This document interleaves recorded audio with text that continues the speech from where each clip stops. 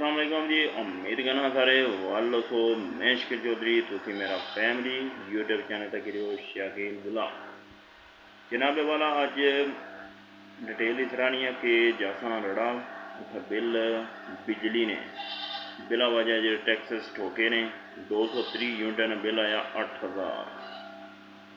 तो हूँ उत्थे अंजमने ताजरा ने जो सदर बनते उन्हें ही जमा करासा तो जिन्हों तैया करी कहना बिल नहीं जमा कराना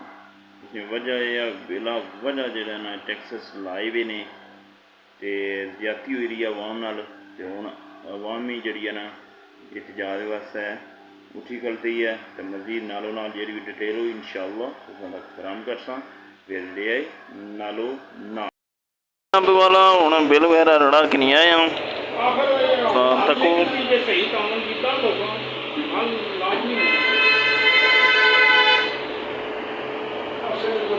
इत्थे मुफ्ती सजाद साहब होरें जमा करासा अंजमने ताजरा ने सदर वगैरह बनाए भी ने हूँ उन्हें दसा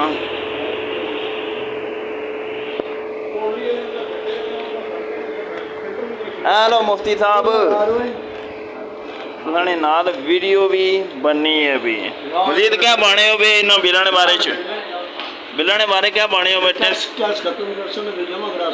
अच्छा ये तो कौन कितने कितने टैक्स लाए भी ने खौफ लगना पिया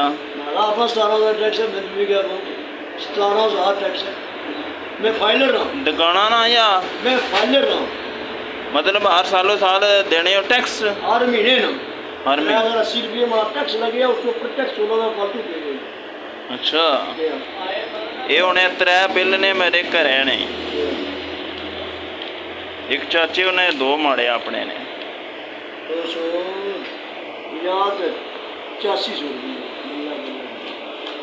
मेरा बिल ठीक है जमा करा दो क्या दुश्मनी है कोई दुश्मनी नहीं बिल ठीक करा दो बिल जमा करा टैक्स आज सुनिया इजलास वगैरह बुलाया वजीर आजम साहब ना अच्छा ये सारे इतना कितने बजे रैली शैली एहतजाज है कौन एलजीओ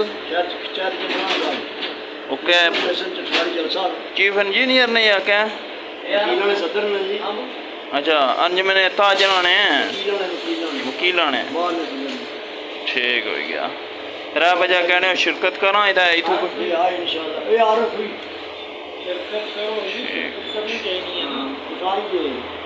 चलो इंशाअल्लाह जी मजीद नालों नाल जी डिटेल हो इंशाअल्लाह।